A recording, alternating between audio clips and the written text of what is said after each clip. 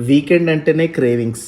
మరి ఆ క్రేవింగ్స్ బయటికెళ్ళి తినాలని దోసలు, ఇడ్లీలు, పూరీలని చాలా ఆశ ఉంటది. గానీ ఇంట్లో తిట్లు.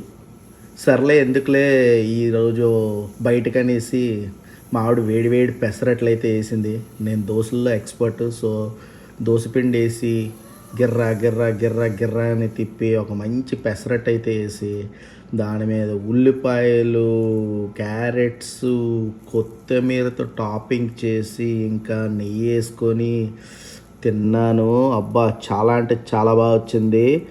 అలానే మాట్లాడుతూ, మాట్లాడుతూ మా ఆవిడ టకటక అని పల్లీలేపేసి, అందులో మిరపకాయలు, జీలకర్ర, కొంచెం చింతపండు అన్నీ ఏసేసి మంచి పీనట్ చట్నీ అయితే చేసింది.